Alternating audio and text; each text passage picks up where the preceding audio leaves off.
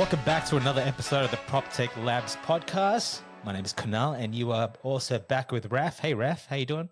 G'day, mate. Thanks for having me. It's always fun to be on a podcast with my name on it. So there you go.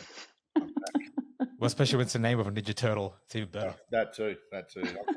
I'm far more good-looking and vicious. But what can I say? That's life. Absolutely. Today, we're joined by a real estate veteran with 25 years experience, cutting through the chaos for property pros.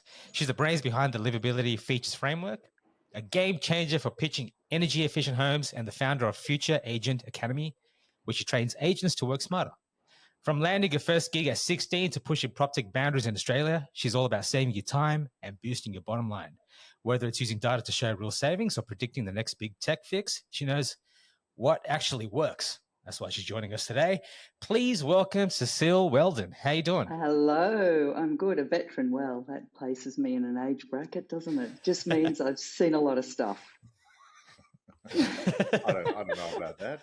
I think I've been around. I like the word veteran. I reckon that sounds good. Sounds experienced. Yeah, I've been in the trenches. Yeah, that's exactly what I think of. I think of like Black Hawk Down when I hear the word veteran. Cecille actually is joining us from her Black Hawk today. Yeah, look. I know, I can see that. Very good. Very nice. So our famous first question, we'll go back in time. What were you like as a school student? Strangely shy. I sort of saw the world, I felt, in a different way. I mean, I was brought up, my dad was an entrepreneur. He passed away last year. You know, he was an entrepreneur right up to his last startup was when he was 84 years old. He pioneered the use of drones for surf rescue when he was 84. So I come from a DNA where thought and action were inextricably linked. So we would talk around the dinner table about what we thought about this or that.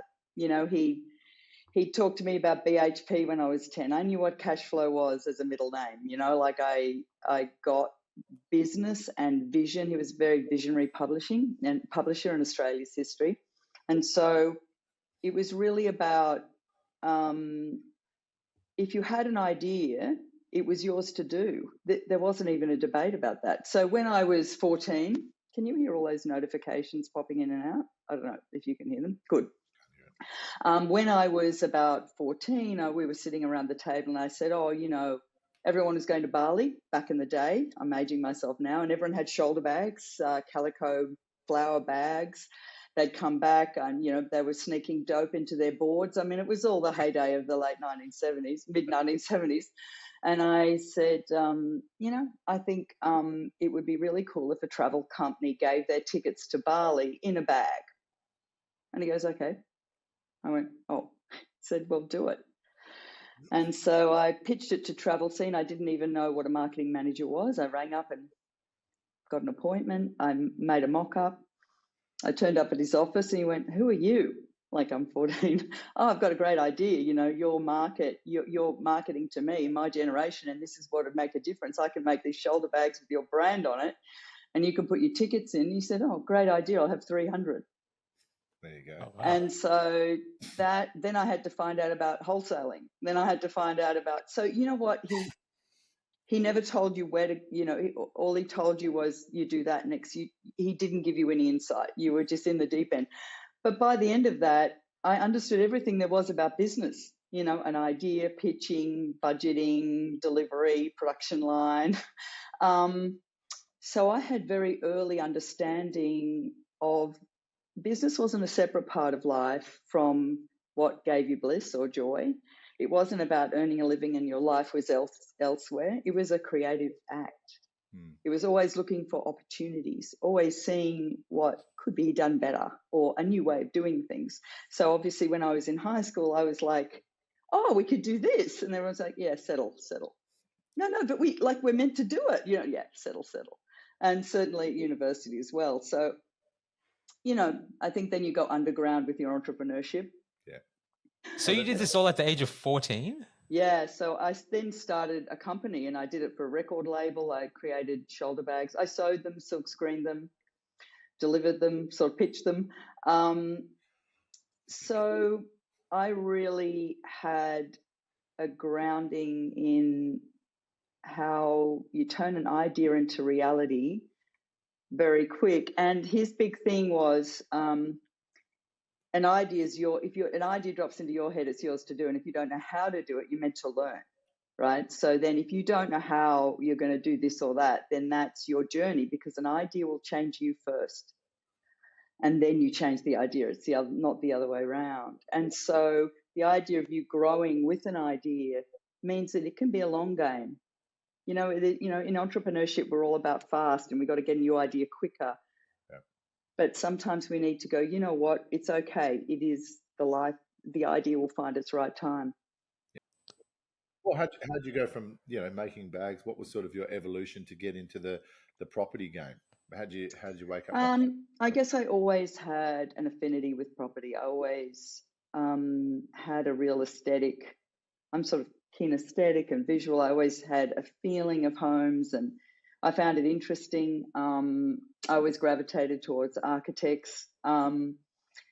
It was just sort of a natural affinity, but actually how I got into my real business trajectory was branding, business strategy, and business development. So those things brought together. And I've got a background in sociolinguistics, which is the study of language and meaning. So my big piece was it's the conversation in the market is the product. It's not just a piece of tech that you've designed. I sort of bring those together. So what happened was Janos Hooker, when he brought back LJ Hooker, I had worked with him on Tinshed, the first angel funding startup in Australia. And I did all the branding, business development, deal processing system, worked with everyone there. And that really got me into the startup space, which was very much a happy place. And then when Janos, a few years later, Janos went and brought back with a consortium of investors, LJ Hooker, it used to be his grandfather's, he called me in. And so I came in as a consultant just to look at a sort of brand and all those sort of things. Anyway, over time, I worked on, they gave me some of the shitty jobs because I was really good at publishing and no project made me afraid. They had to update their business operations manual. And I don't know if anyone in franchising is aware, they're there, but nobody reads them. Real estate agents don't read much. And that's not their fault. A lot of stuff is very dense that's given them to take in. Anyway, long story short, I really updated their business operation in a way they didn't imagine, set up a community of practice with the big leading agents in the space. And that I suddenly realized that I knew everything about running a real estate franchise. And that meant I knew where to create change and where change could happen and where competitive advantage could happen.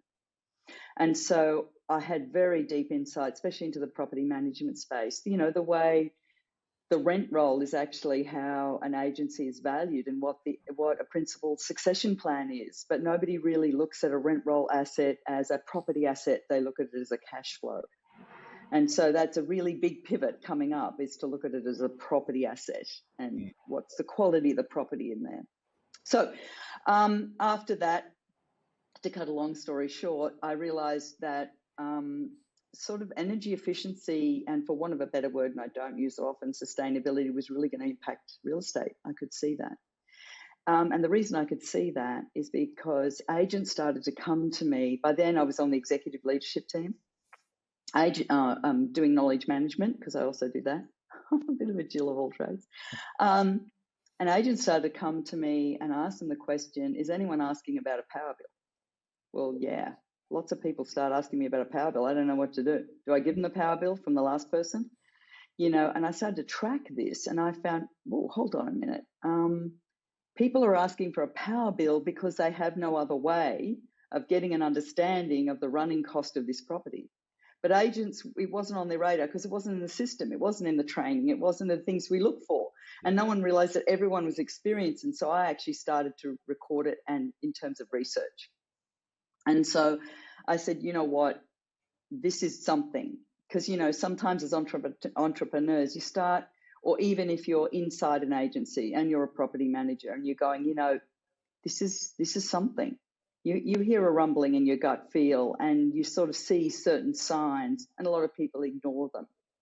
But then that curiosity was like, well, what does that really mean? What are we looking at here? And then I realized understanding the appraisal checklist and getting in the back end of the tech, and the LJ Hooker team, Ryan Campbell was on the head of technology at the stage, and he let me go deep into Nerdville in terms of how the appraisal experience was developed. And I realized that there were no features in there that were going to give an indication, and a power bill was only going to tell you how the last person lived in that house. So it is not a reliable indicator of the running cost potential of a property. So it's a first tip. If somebody asks, can I have the power bill for this property? You say, actually, that is only going to tell you how the last person lived in this house. But we can tell you the property features that will offer you that running cost potential. And then it depends on how you use the house, because you could have double glazed windows and leave them open all winter. You know, we need this to bring to life. So understanding how to position that bill, but give the insights that people were hungry for. And you've been doing that for quite some time then. Well, yeah, because this was back in 2010, that was pretty radical. But I did realize something very early when I got up to speak to all the high performing agents in LJ Hooker, and I mentioned the word sustainability. They actually got up and walked out. Oh, wow. Now, I've never experienced that in my life before. Wow. And I said, hey, well, come back, let's whiteboard this. And so what I understood really clearly, they said, this has nothing to do with me. Sustainability has nothing to do with real estate, and it's nothing to do with my business, and it's not going to drive my performance quotas, my, appraise to list to sell, settle sales. It's nice conversation, nice to do, but it's not my part of core business. Love that phrase. And I said, well, let's unpack this. And I said, what if you could identify homes that were more comfortable all year round with less running costs, less affordability? Well, that's a thing. So what I realized is we needed to flip that word.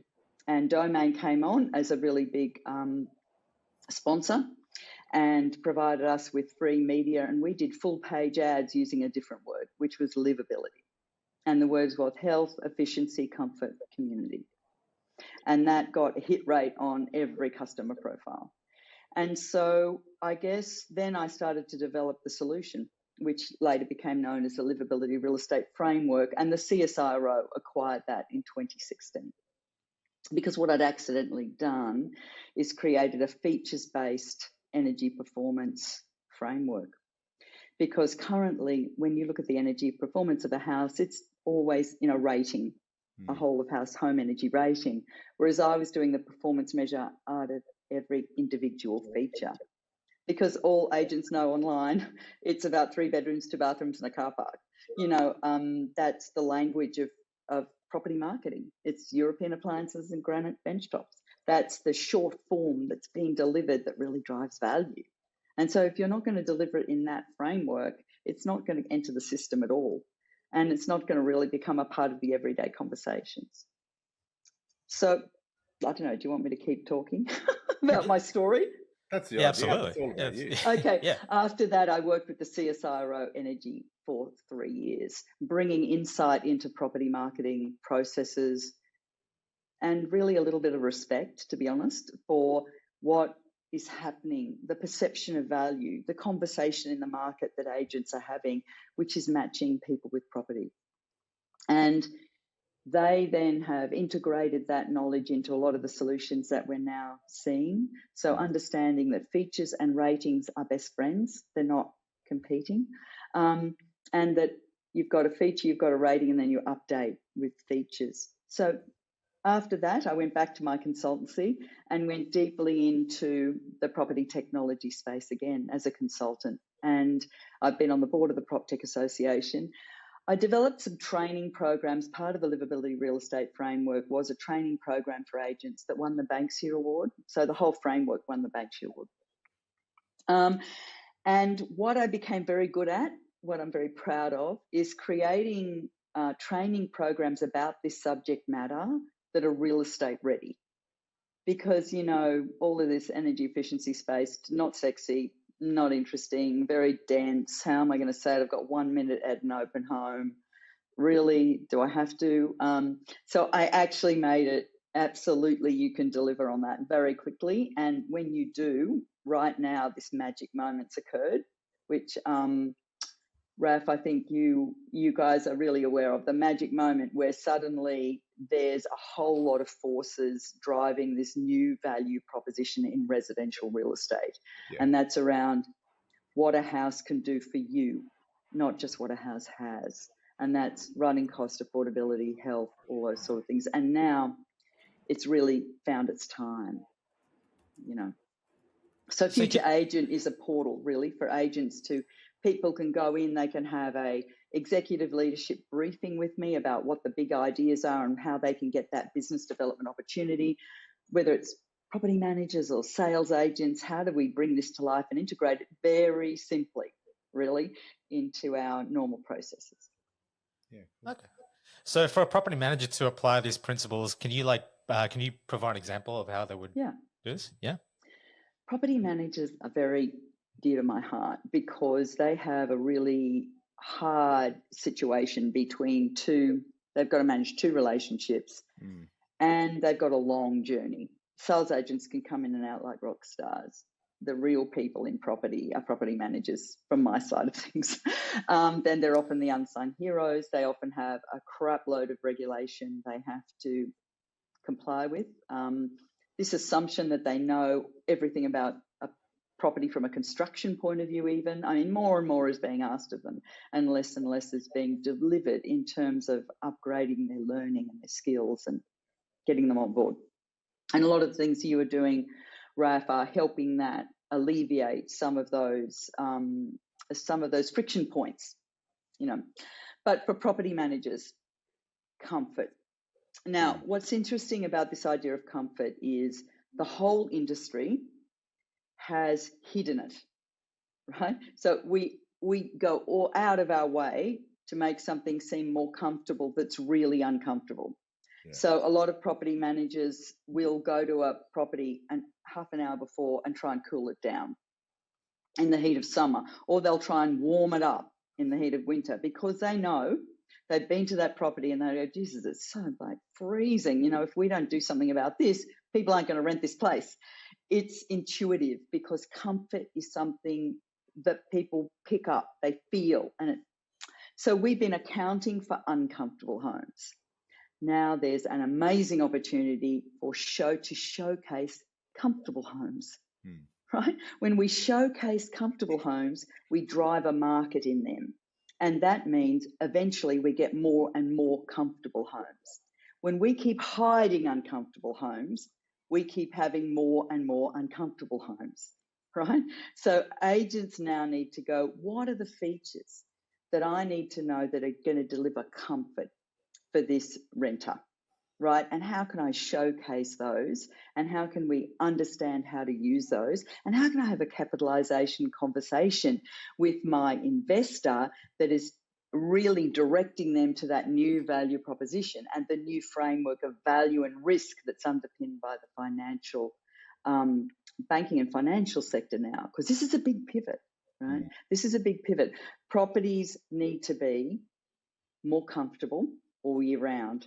It impacts our health. It impacts the whole nation's productivity, the use of energy. There's so many reasons to do it. But right now you've got regulation coming down. You've got consumer pain with cost of living. But everyone's thinking cost of living is just impacting mortgage. Cost of living is impacting, cost of living is directly related to particular property features. Right? It's not just about a mortgage. If we can say these property features are going to give you the potential for a reduced running cost, that's going to help you with cost of living stress, right? We get to connect that amazing big national narrative and we get to be a solutions-focused sector. Wow, right? So I think for property managers, it's be aware of how much comfort is just and uncomfortable you're accounting for, and think about your productive hours and how many hours you're spending accounting for uncomfortable houses, and then say, well, for the 3.5-hour course, I could learn about the property features that are delivering comfort, and I can be upskilled to have a capitalisation conversation with my investor, and I can also be able to identify for potential renters the features that are really important to showcase in that regard. So comfort is my first big tip. Yeah. Makes sense. Do you want me to go on? Yes, absolutely. You're stunned. Yeah. No, it's good intelligence. Lots to digest. Lots of stuff to digest. Okay. Well, I think the other thing for property managers, so the first thing is, awareness is your first stage of engagement, right? Suddenly you go, oh, let's create an awareness around comfort. What if you started to make a little note on all of the properties you've got? Some property managers have 200 properties to manage. And you started to figure out which is really uncomfortable.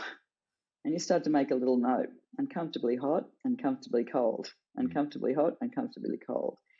And you started to look at that, and then you start to see some patterns.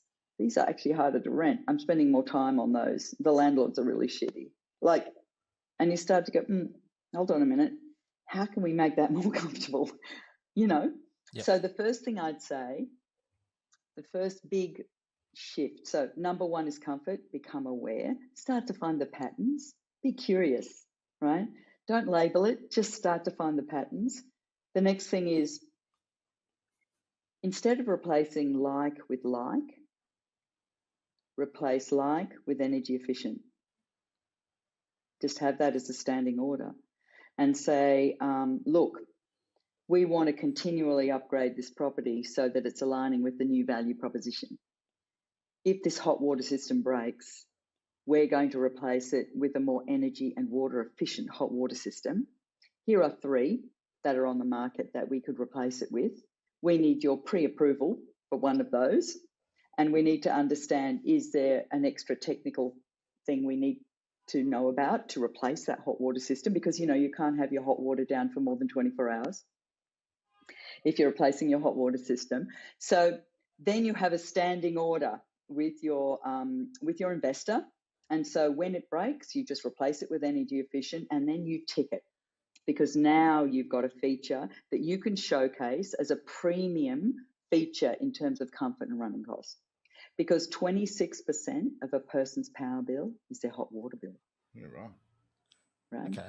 Wow. So when it comes to things like heat and air, keeping the place cool, would you recommend that the property manager improve insulation and those elements rather than getting appliances? There's different ways to go about it. So some of the, and actually a leading property manager that now works with MRI, actually, Bianca Azabadi, she developed this idea, which is a wonderful one, and she used this a number of times. And that is, when she goes into a rental property, she checks out the cross ventilation pathways.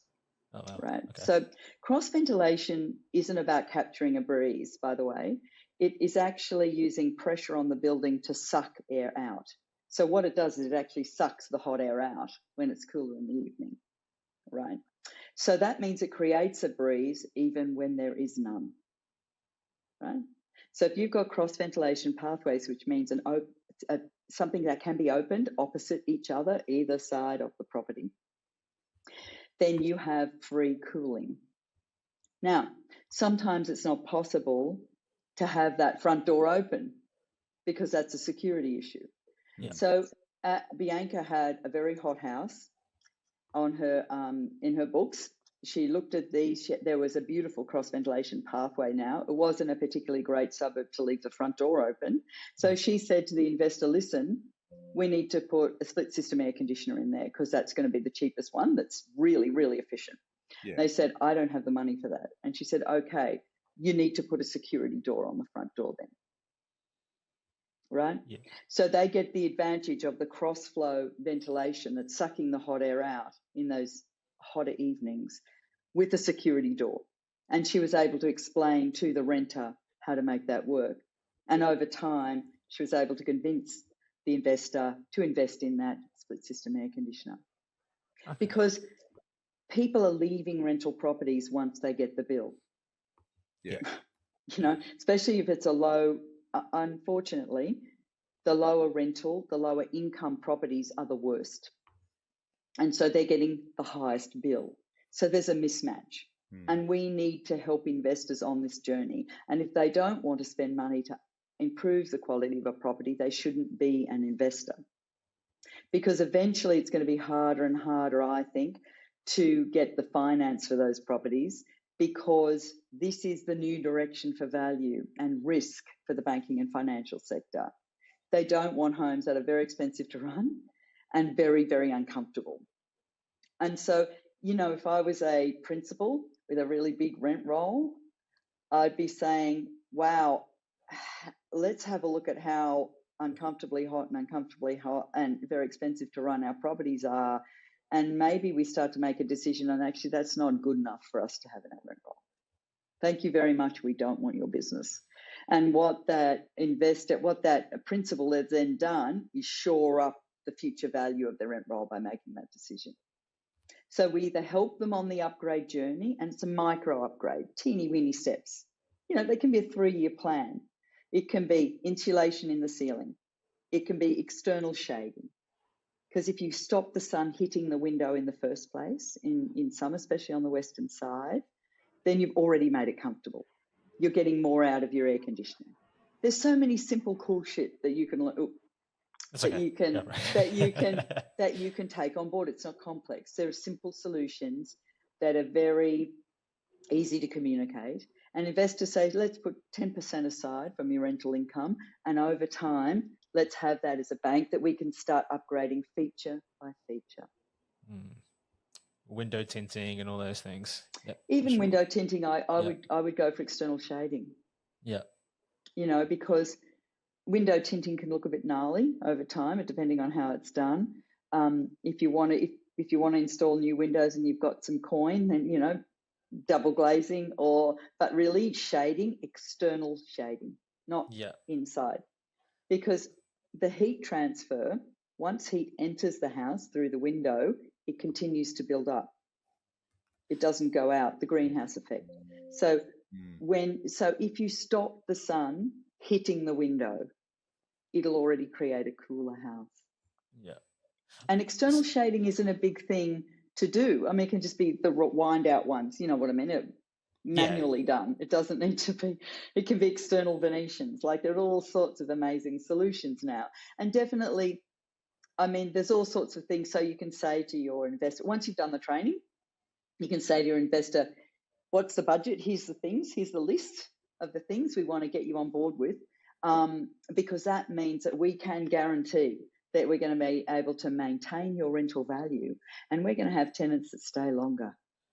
Now, you know? this is obviously a long-term game for every owner. So if you've bought a rent roll and say you have like 300 properties, what would be the best way to get them all on that plan to improving every I attribute think what of them? I do is, the first thing I do is I'd upskill my property managers, because you can't, this is not knowledge that you can wing it. You know, like in real estate, and you might have gone down the nerd, you know, you might be, I self-identify as sustainable and think you've got it all going on, and no problem with that. But what we need is a whole of system integration of this information, right? So upskill the property managers in real estate ready knowledge, how to have the conversation, the scripts and dialogues that are going to work at point of sale or rent, when to bring in the features that help with running cost and comfort, because there's a moment that is more effective than another moment. And then what I do, once your property managers are upskilled, I'd have a conversation and I'd say, can we start marking comfortable hot, uncomfortably cold, and start, you know, there's a few beautiful ideas, I think, to really look at rent roll assets as property assets. My big mantra for everyone right now, in terms of how we need to face the future, is property is the new customer. Okay. Right? We're used to saying, oh, let's take care of our investor. Let's take care of our tenant. Let's take care of the property. Yeah. Okay. We need to have the property as our customer, because the better and happier that property is, the easier the job is for us, And the more we drive the value for that property for our investor, and the more we create a better home to live in for our renter. So for me, it's just a no-brainer because no one loses here. I've never been in real estate or in entrepreneurship, to be honest, where an innovation doesn't disrupt anyone. I mean, look, as an entrepreneur, I like to meaningfully disturb. I don't like to disrupt. I like to tickle existing systems to let new information in. The property market isn't broken. It's the information that's flowing through it is very old school. Very old school. We're still like European appliances, water views. What? We need to get with it. You know, most agents really don't understand the 3 warranties associated with solar PV, or how to ask in an appraisal, how old, when was your solar PV system installed, and how old is your inverter? Right? We need to get everyone upskilled, and then they're going to be everyone's trusted guide. You see, I think everyone underestimates the power of that word, and we need to bring it back. It used to be that property managers and, are a trusted guide, and there's so many are, but we need to be a trusted guide in the new value proposition. Because agents can wing a lot of things. They can say, oh yeah, it's 3 bedrooms and it's really 2 bedrooms and a sunroom. And people forgive them. Yeah. But this area, you need to know your stuff. And interestingly, research says that if people know that an agent's done special training, it really matters to them. They're more likely to bring up the conversation. I guess another challenge, like from a landlord's point of view, if they were to get the recommendations from a property manager to improve this and improve that, which obviously comes at a cost, and let's just say their property is in an area where I guess the prices are relatively low, and that's where I guess the market is. That's where, let's just say they've put in money and now they need to bring in enough income to pay for those things, but now they can't get the renter for that property because it's priced too high. Yeah. So what do they do to battle that?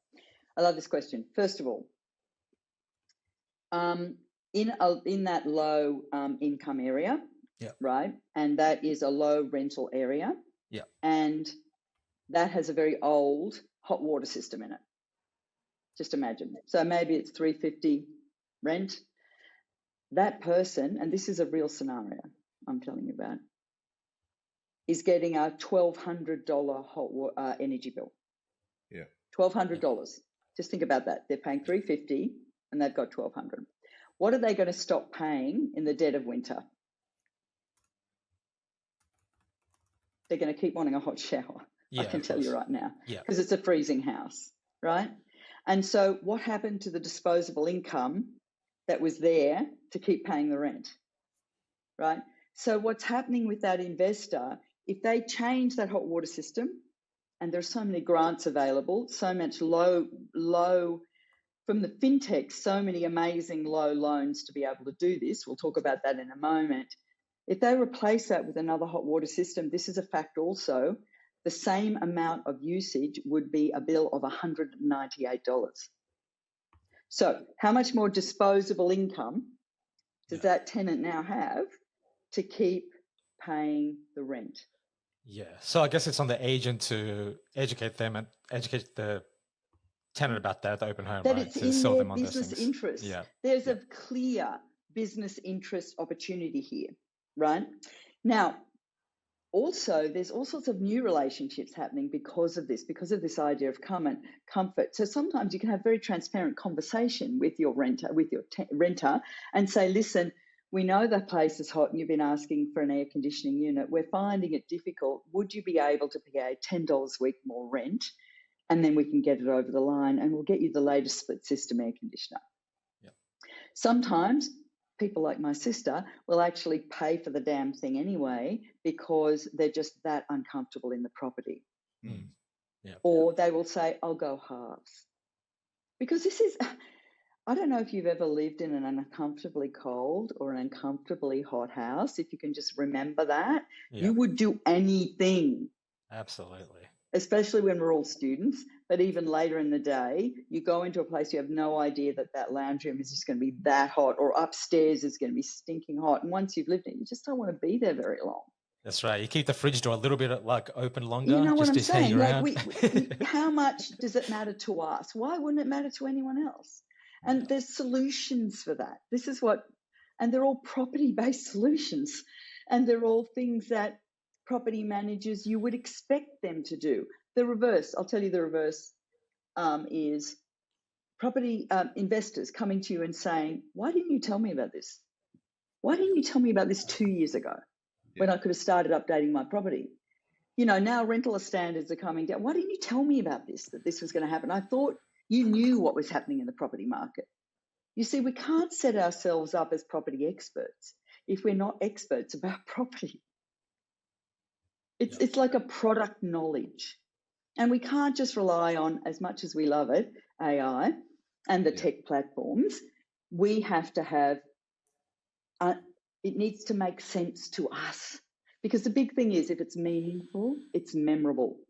And if it's memorable, it's already inside of someone. So we need to make this information meaningful to everybody, all the property professionals, so that just makes sense to them. You know, when Bianca came up with that idea of, okay, you're not going to pay for the air conditioning and you should, damn it, investor, hold on, there's another opportunity here.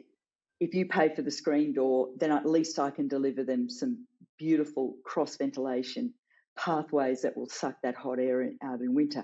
That's the sort of property professional we want to catalyze. People that are going, I have the knowledge, I'm going to look at this property because property is my customer, and I'm going to, how can I tweak this to be more comfortable? Yeah, good points. Because normally when an agent opens a door, they kind of just talk about the school zones and how far the grocery stores are. They don't really talk about those things, but cross ventilation, definitely not. So, yeah. And they're not bringing together. The reason they don't see the consumer demand for this, because agents go, no one's talking to me about it. Yeah. I go, well, you're not talking to them about the property, because research shows two important things. I can't see it. They can't see it on the property listing or any of the marketing campaign or any of the open home information. I can't see it, and I don't know how to ask for it yet. They don't know the features that will deliver the outcome. They don't link features to a lifestyle benefit. We need to make those connections. That's our superpower. We make connections between a property and a lifestyle. This is about comfort and ongoing affordability. And honestly, that can bring relief, because I can't control the mortgage. I can't control my investment loan and that going up and down, but I can control knowing I'm capitalizing in the right direction and knowing if I needed to put it on the market right now, it's going to get a premium price. It's going to meet the market where the market is. So I think don't let it be a failure of your imagination, and don't let cynicism around labeling, oh, it's sustainable. Leave that word alone. Unfortunately, the environment does much better if you never mention it. Because people in the real estate moment, which is time sensitive, highly emotional, and highly competitive. I mean, you try making a decision in that moment. Okay, they just want information delivered to them in a meaningful way and anchored to that property. And imagine if you could actually say, and also, this property has some features that are going to help you with that ongoing running cost, because they've just extended themselves for the mortgage. They've just extended themselves for that rent. They've got two properties they're deciding on, and they decide, well, this was going to help me with the ongoing affordability. I'm going to pay a bit more for that, because it's human nature. You would do it too. I've had people in the Real Estate Institute of Australia say, I did that, actually. I just rented a place and I paid more for it because it had things that were going to keep me cooler in winter. You know, we need to start just being home people ourselves, and, you know, and stop disassociating from our own property experiences in order to deliver our job. I can tell you what, it's pretty stressful for property managers to continually go in and have to market really shitty properties. You know, it takes away from you. We need to start relieving that hidden, the story that isn't talked about, and empower people to have really great conversations. And then they're part of the solution. You know, renters go, oh my God, thank you so much. I had no idea that I needed to do this. You know, I had no idea that at night I can open it up. Thank you so much. And investors go, look, it gives me the shits that I have to spend the money, but that makes so much sense because I don't want them wasting money on a hot water bill and not paying my rent. Right? These are the scripts and dialogues that make sense. And the big thing, and Proptech Labs were one of the first people to sign on to this. The other thing I've been working on, even if a property manager does do the training, their CRM may not have the property attributes in there for them to tick. Okay, at the main condition reports or whether it's an appraisal. And so what we've developed as a Proptech sector is a Proptech Energy Efficiency Features Standard. And Proptech Labs has signed on to that. And that means that there will be a consistent set of trusted energy efficiency features in the back end of everybody's tech. From realestate.com to Domain to CoreLogic to PropTrack to Velocity to everyone's signed it, and more people are coming on board. And what that means, that'll be delivered over the next 6 months. So in about 6 months' time, all the features, there'll be a basic set and an extended set. And that means when a property manager does the training, they go in there, their box is there to tick. They're not having to use the open text field or make notes of it, you know, longhand in their pieces of paper. So that means we're going to capture real data insights as to why that property isn't being rented. And it may be because it has none of these features, but also it means those principals with those rent roll can immediately go through and say to the property manager, everybody, I want to know how many of these features I've got in these properties. And then I want to assess the properties in terms of risk. Yeah, makes sense. Right. Makes sense. So for the listeners out there, is there a way they can reach you for resources that you've put out there? Yeah, sure. I mean, just futureagent.com.au if they want to do some training. And what I do is I do face-to-face training. I know there's lots of pressure to do online, but I think it's really great to have a conversation so people can really talk about their properties and what they're experiencing. And certainly I have professional briefings, sort of personal briefings for executive leadership teams, because a lot of this isn't on anyone's radar. And so certainly for the big franchises that have very powerful property management divisions, it's really great for the executives and the heads of growth and the heads of training to understand what this new trend will mean, because this is about their franchisees and their rent roll, right? So that impacts the whole ecosystem. So there's certainly executive leadership team briefings, and then there's training, and it can just be from a franchise level. I think there's a minimum sort of 15 where I will come and do the training for you. And the flagship course is about 3.5 hours. I mean, later we're going to put it online because that's a natural thing to do. But we're also flexible and we can customize courses for you under your brand. So I've developed courses for the New South Wales government, for, you know, HIA, for everyone. I'm a course developer as well. So, but all of the courses are real estate ready, and all of the courses understand the experience, the professional culture, the sort of performance measures that all agents have to work under that most people don't understand. You know. Perfect. Thank you so much for your time, Cecille. It's great talking to you. Yeah, really it was awesome, guys. Thank you so much. Learned a lot. Thanks.